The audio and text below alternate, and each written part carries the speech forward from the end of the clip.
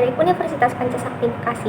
Di sini saya akan mempresentasikan hasil ujian akhir semester dari mata kuliah Pengantar Akuntansi 2 dengan dosen pengampu Ibu Merintan Berliana Simbolon SEAKCMAK. Baik, langsung saja kita ke pembahasan. Baik, pada kesempatan kali ini saya akan mempresentasikan hasil ujian akhir semester dengan materi arus kas dan piutang dan analisa laporan keuangan. Yang pertama ada arus kas dan piutang. Yang pertama ada pengertian laporan arus kas. Laporan arus kas adalah sebuah perincian yang menunjukkan jumlah pemasukan dan pengeluaran dalam suatu periode tertentu. Arus kas dalam keuangan bisnis dan keluarga memiliki sedikit perbedaan. Jika keuangan keluarga arus kas yang dimaksud adalah cash basis, sedangkan dalam keuangan bisnis terdapat cash basis dan accrual basis. Biasanya laporan ini meliputi jumlah kas yang diterima. Contoh komponen yang terdapat pada laporan arus kas yaitu seperti investasi tunai dan pendapatan tunai. Ada juga jumlah kas yang dikeluarkan oleh perusahaan. Nah, yang kedua ada tujuan dan manfaat laporan arus kas. Tujuan dari laporan arus kas adalah menyajikan informasi mengenai penerimaan dan pengeluaran kas dalam suatu periode akuntansi. Selain bermanfaat bagi perusahaan, laporan ini juga memiliki manfaat untuk investor, kreditor, dan lainnya. Nah, contoh laporan cash flow, teman-teman bisa melihat di atas sini ada arus kas. Di sini ada menu akuntansi, ada filter lebih lanjut. Di sini bisa kita lihat arus kas dari aktivitas operasional, ada penerimaan dari pelanggan, ada aset lancar lainnya, pembayaran ke pemasok, kartu kredit dari likuiditas jangka pendek lainnya, dan pendapatan lainnya. Di sini juga ada kas bersih yang diperoleh dari aktiva operasional, ada arus kas dari aktiva investasi. Ada juga kas bersih yang diperoleh dari aktiva investasi dan arus kas dari aktiva keuangan. Di sini sudah terjumlah total yaitu kas bersih yang diperoleh dari aktiva keuangan. Next, selanjutnya ada komponen laporan arus kas. Terdapat 3 komponen pada laporan arus kas. Yang pertama adalah arus kas dari kegiatan operasi. Nah, arus kas dari kegiatan operasi adalah arus kas yang berasal dari transaksi yang berasal dari kegiatan itu sendiri. Biasanya transaksi ini berupa pemasukan atau pengeluaran perusahaan. Nah, beberapa contoh arus kas dari kegiatan operasi adalah transaksi yang mencakup penerimaan uang dari konsumen, pembayaran hutang, gaji karyawan, pelunasan pajak, dan lain sebagainya. Nah, selanjutnya ada arus kas dari kegiatan investasi. Arus kas dari kegiatan investasi ini adalah arus kas dalam bentuk pemasukan atau pengeluaran. Umumnya, arus kas ini yang mempengaruhi investasi dalam aset non-lancar adalah arus kas dari kegiatan investasi. Kegiatan investasi ini adalah yang berhubungan dengan aktiva penjualan atau pembelian dari aktiva perusahaan. Contohnya seperti transaksi yang mencakup penjualan dan pembelian aset tetap seperti peralatan dan gedung. Nah, selanjutnya ada arus kas dari kegiatan pendanaan. Biasanya arus kas dari kegiatan pendanaan ini berasal dari transaksi yang mempengaruhi utang dan ekuitas perusahaan. Hal ini umumnya transaksi yang mencakup penerbitan atau penghentian surat berharga, ekuitas, dan hutang. Contohnya adalah penjualan obligasi, pembayaran dividen, emisi saham, dan pelunasan kredit dari bank. Nah, yang selanjutnya ada cara membuat dan contoh laporan arus kas. Cara membuat dan contoh laporan arus kas dengan metode tidak langsung pertama yaitu elemen kas dari kegiatan usaha yang diletakkan paling atas. Setelah itu elemen arus kas yang berasal dari kegiatan investasi dan arus kas dari kegiatan pendanaan. Untuk membuat laporan kas ada 2 sumber data yang dibutuhkan yaitu laporan laba rugi dari periode yang sedang berlangsung, neraca periode dari periode yang sedang berlangsung dengan neraca periode sebelumnya. Selanjutnya ada tujuan melakukan analisis laporan keuangan. Analisis laporan keuangan sangat krusial agar data keuangan bisnis atau perusahaan dapat dimanfaatkan dalam mendukung keputusan yang akan diambil baik oleh manajemen maupun pihak eksternal yang mempunyai kepentingan terhadap perusahaan seperti manajer perusahaan, investor, pasar modal, karyawan perusahaan, pemberi kredit, auditor internal dan eksternal, regulator. Yang pertama, ada jenis-jenis metode analisis laporan keuangan. 1. Metode Common Size Financial Statement. Dalam analisis Common Size, semua akun laporan laba rugi dinyatakan sebagai persentase penjualan. Yang kedua, ada metode Index Time Series. Analisa trends juga disebut analisa time series, membantu manajer keuangan perusahaan menentukan bagaimana perusahaan cenderung melakukan kinerja dari waktu ke waktu. Nah, yang ketiga, ada teknik analisis pertumbuhan. Teknik ini merupakan sebuah teknik analisis yang disusun dengan membandingkan kenaikan atau penurunan posisi laporan keuangan pada suatu periode tertentu dengan periode lainnya dari masing-masing pos yang terdapat di dalam laporan dengan menggunakan nilai persentase. Nah, yang keempat ada analisis industri. Analisis ini melibatkan perbandingan perusahaan dengan perusahaan lain di industri yang sama untuk melihat bagaimana perusahaan melakukan investasi secara finansial dibandingkan dengan industri lainnya. Nah, berikut ada contoh analisis laporan keuangan. CV Semoga Jaya Neraca. Ini berupa neraca periode 31 Desember 2015 dan 31 Desember 2016. Aset tahun 2015 dan tahun 2016, kewajiban dan ekuitas tahun 2015 dan tahun 2016.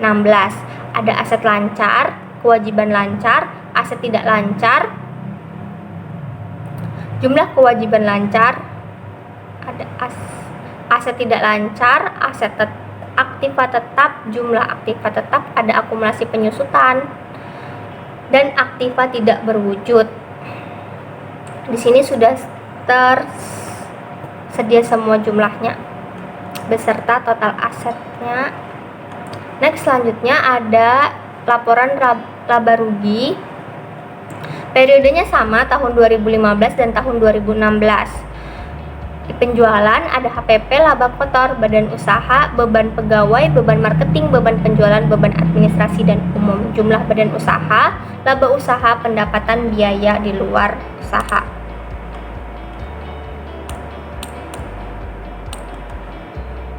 Ada juga laba bersih sebelum pajak, pajak penghasilan badan, dan laba bersih setelah pajak.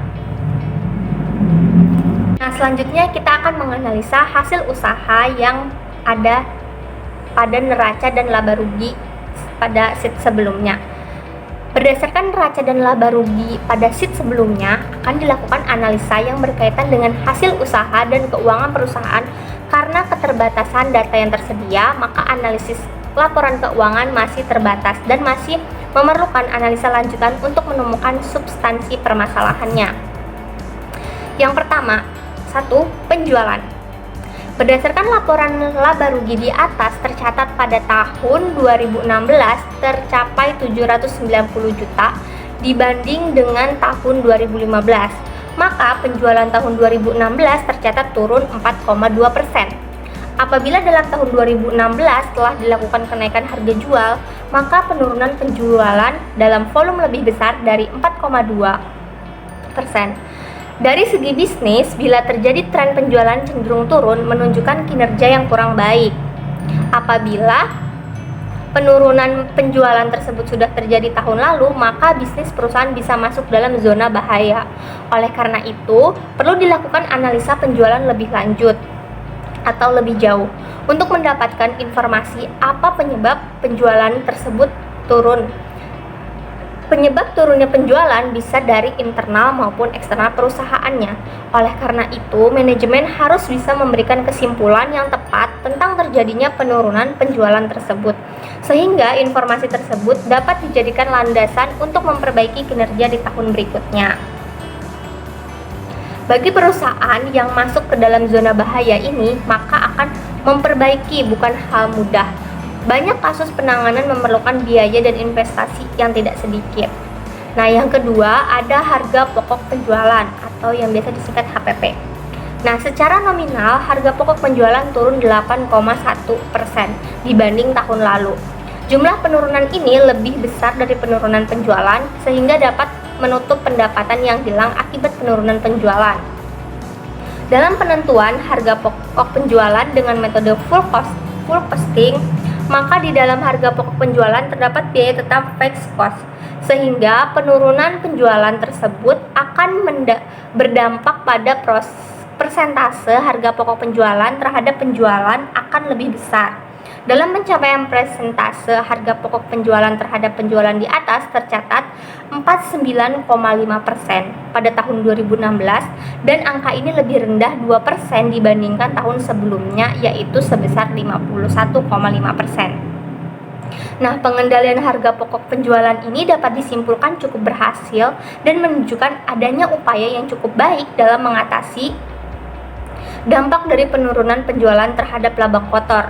Yang perlu didalami berikutnya adalah apa yang telah dilakukan sehingga harga pokok penjualan tersebut turun 8,1%.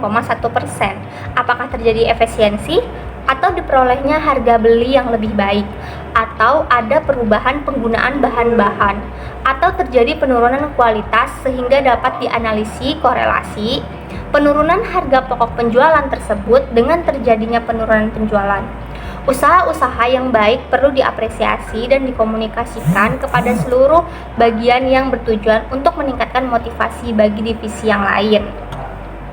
Selanjutnya ada beban usaha. Yang ketiga, jumlah beban usaha pada tahun 2016 dibandingkan tahun 2015 naik sebesar 13,6%. Besarnya kenaikan beban usaha ini melebihi dari tingkat inflasi tahun 2016 sebesar 3%. Ditambah lagi kenaikan beban usaha tersebut tidak meningkatkan penjualan, justru terjadi sebaliknya.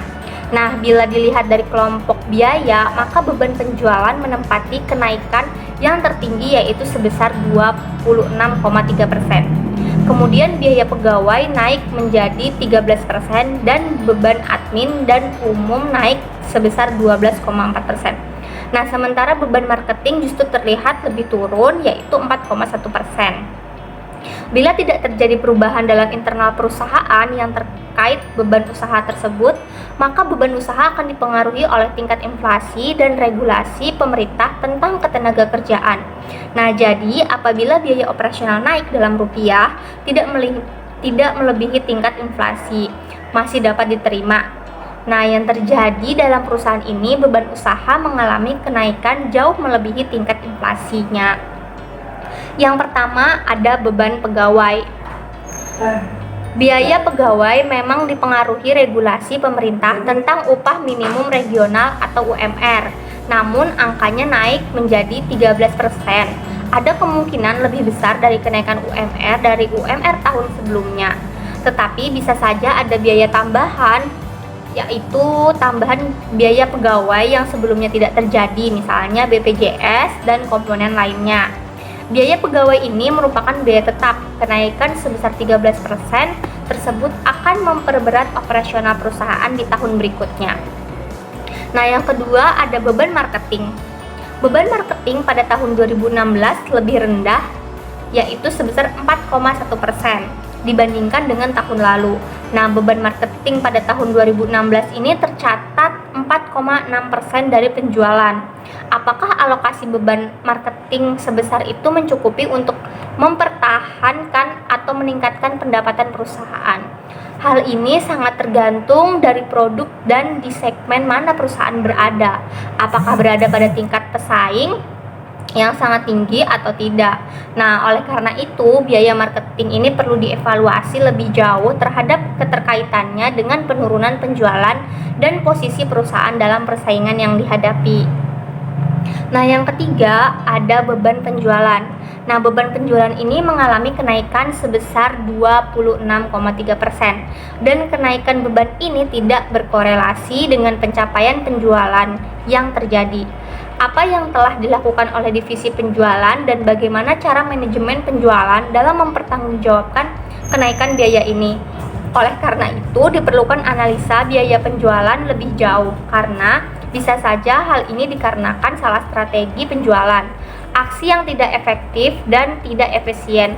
Namun secara angka menunjukkan beban penjualan tersebut tidak terkendali dengan baik. Nah, yang keempat ada beban admin dan umum. Yang keempat ada beban admin dan umum. Biaya admin dan umum naik 12,4%. Bisa diterima atau tidak? Perlu dikaji lebih jauh. Apakah kenaikan beban listrik, kenaikan karena harga barang naik pada umumnya, apakah sampai memperbesar kenaikan biaya admin dan umum sebesar itu?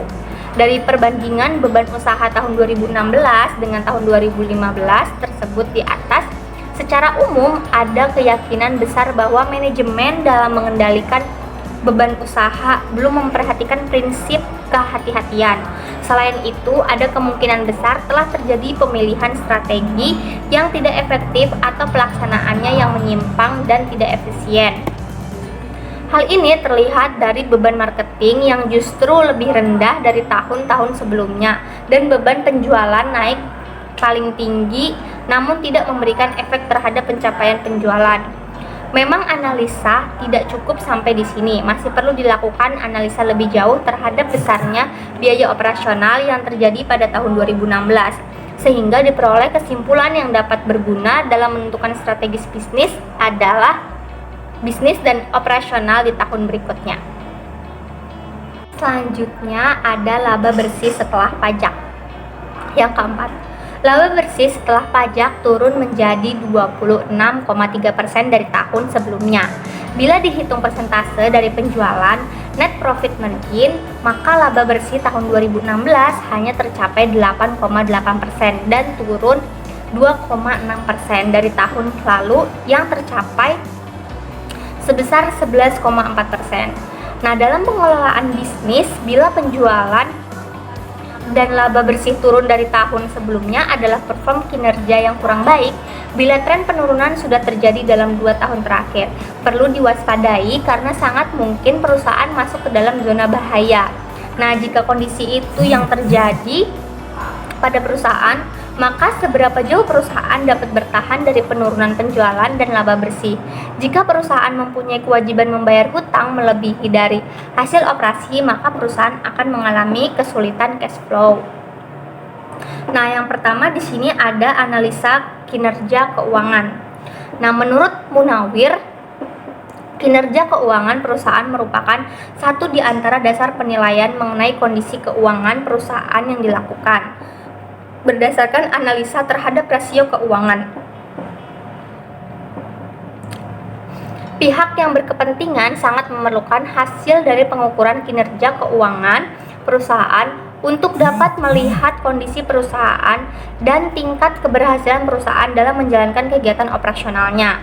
Yang kedua, ada analisa rasio keuangan. Menurut Harahap, rasio keuangan merupakan angka yang diperoleh dari hasil perbandingan dari satu akun laporan keuangan dengan akun lainnya yang mempunyai hubungan yang relevan dan signifikan. Sedangkan menurut Rianto, umumnya rasio dapat dikelompokkan dalam 4 tipe dasar, yaitu yang pertama ada rasio likuiditas. Rasio likuiditas ini adalah rasio yang mengukur kemampuan perusahaan untuk memenuhi kewajiban finansial jangka pendeknya. Yang kedua, ada rasio leverage. Adalah rasio yang mengukur seberapa jauh perusahaan dibelanjai dengan hutang. Yang ketiga, ada rasio aktivitas. Adalah rasio yang mengukur seberapa efektif perusahaan menggunakan sumber dananya. Nah, yang keempat ada rasio profitabilitas. Adalah rasio yang mengukur hasil akhir dari sejumlah kebijaksanaan dan keputusan. Oke, selanjutnya ada ringkasan rasio keuangan. Berdasarkan data neraca dan laba rugi di atas, dan setelah dilakukan perhitungan rasio keuangan, diperoleh ringkasan sebagai berikut. Teman-teman bisa melihat di atas ini ada rasio keuangan. Ada rasio likuiditas, rasio lancar, current ratio pada tahun 2015 sebesar 1,4. Pada tahun 2016 sebesar 1,64. Yaitu berarti rasionya naik sebesar 0,19%. Ada rasio cepat, ada rasio leverage, rasio aktivitas, dan rasio profitabilitas. Teman-teman bisa melihatnya di atas. Dari ringkasan rasio keuangan di atas dapat disimpulkan bahwa perusahaan mampu meningkatkan likuiditas perusahaan dengan cara menaikkan laba ditahan. Nah, keamanan kreditor lebih baik dan memudahkan perusahaan dalam memperoleh pinjaman dari pihak ketiga bila diperlukan. Nah, yang ketiga, kemampuan perusahaan dalam menggunakan aset untuk mendapatkan penjualan menurun dibandingkan tahun lalu. Yang keempat, ada kemampuan perusahaan dalam meraih margin keuntungan menurun dibanding tahun lalu. Yang kelima, ada kemampuan perusahaan dalam menggunakan aset untuk meraih laba bersih menurun dibanding tahun lalu. Nah, yang keenam, ada kemampuan perusahaan dalam meningkatkan pengembalian modal pemilik menurun dibandingkan tahun lalu. Next, selanjutnya ada rincian analisa rasio keuangan. Rasio likuiditas. Kemampuan perusahaan dalam menutup utang jangka pendeknya, caranya adalah membandingkan antara aset lancar dengan kewajiban lancar. Bila aset lancar melebihi dari kewajiban lancar, artinya keuangan perusahaan memiliki kemampuan dalam menutup hutang jangka pendeknya. Nah, cara ini disebut rasio lancar atau current ratio. Rasio lancar atau current ratio sama dengan AL dibagi KL. Rasio lancar 2015 yaitu sebesar 90.120.847 rupiah dibagi 61.734.197 rupiah. Kewajiban lancar hasilnya 1,45. Begitu juga rasio lancar pada tahun 2016 ada 93.088.830 rupiah dibagi 56.604.822. Hasilnya ada 1,64. Yang kedua ada kemampuan perusahaan dalam menutup hutang jangka pendeknya secara cepat. Ada rasio cepat atau quick ratio yang rumusnya yaitu aset lancar dikurangi persediaan dibagi kewajiban lancar.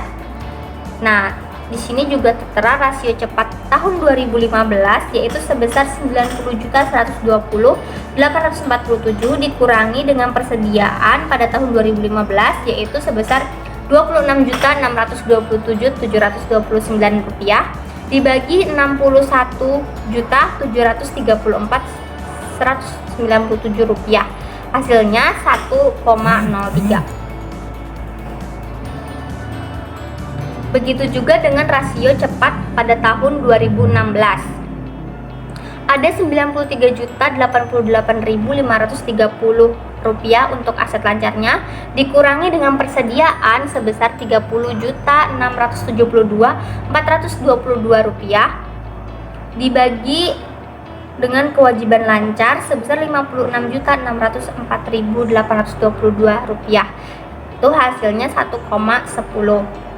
Nah, rasio likuiditas perusahaan pada tahun 2016 dibandingkan tahun-tahun 2015 terjadi kenaikan yang cukup baik.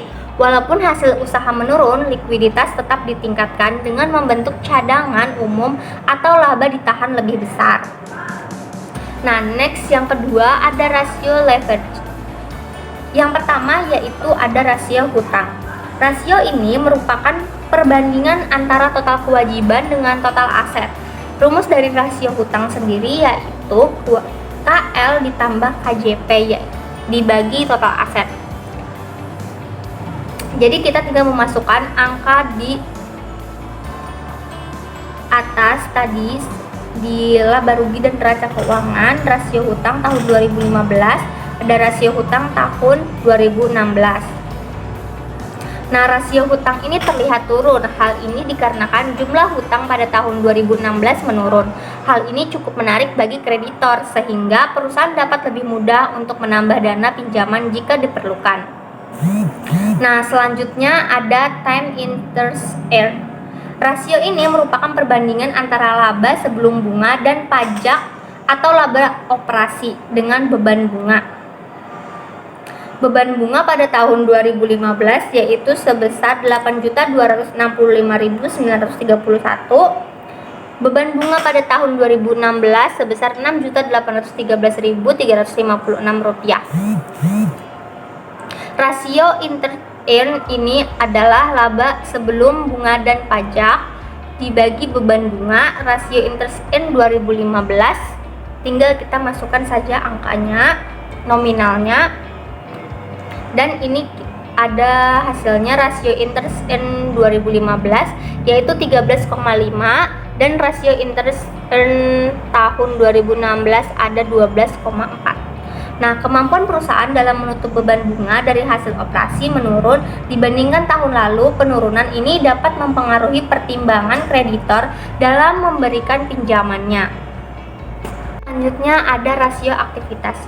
Perputaran persediaan inventory turnover. Rasio ini menunjukkan beberapa cepat perputaran persediaan dalam siklus persediaan normal. Menurut Harahap tahun 2009, semakin besar rasio ini semakin baik karena dianggap bahwa kegiatan penjualan berjalan lebih cepat. Nah, persediaan awal tahun 2015 yaitu sebesar Rp25.158.296. Perputaran persediaannya sama dengan harga pokok penjualan dibagi rata-rata persediaan. Nah, di sini langsung tinggal kita masukkan saja. Ada hasilnya. Perputaran persediaan pada tahun 2015 sebesar 16,6. Sedangkan perputaran persediaan pada tahun 2016 yaitu sebesar 13,8. Yang kedua, ada rata-rata periode pengumpulan piutang. Nah, perusahaan ini melakukan penjualan secara tunai. Nah, yang ketiga, ada perputaran total aset. Rasio ini merupakan rasio yang mengukur kemampuan perusahaan menghasilkan penjualan berdasarkan aset yang dimiliki perusahaan.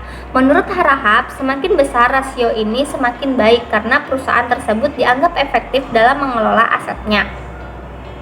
Perputaran total aset sama dengan penjualan dibagi total aset. Nah, di sini ada perputaran total aset di tahun 2015 yaitu sebesar 1,49. Yang kedua, ada perputaran total aset di tahun 2016 sebesar 1,46. Nah, rasio aktivitas terlihat menurun, terutama pada perputaran persediaan, turun dari 16,6% setahun menjadi 13,8 kali setahun. Nah, ada rasio profitabilitas.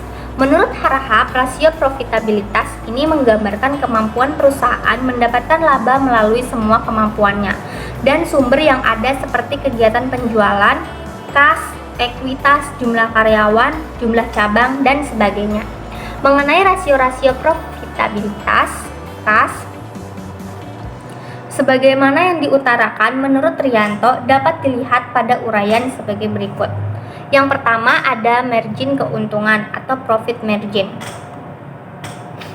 Rasio ini merupakan perbandingan antara laba bersih dengan penjualan. Margin keuntungan sama dengan laba bersih dibagi penjualan. Nah, ada margin keuntungan pada tahun 2015 sebesar 11,4%. Margin keuntungan pada tahun 2016 sebesar 8,8%. Yang kedua, ada tingkat pengembalian aset atau return on asset. Rasio ini menunjukkan beberapa besar laba bersih diperoleh perusahaan bila diukur dari nilai asetnya. Menurut Harahap, semakin besar rasio semakin bagus karena perusahaan dianggap mampu dalam menggunakan aset yang dimilikinya secara efektif untuk menghasilkan laba. Yang pertama, rumusnya yaitu tingkat pengembalian aset sama dengan laba bersih dibagi total aset.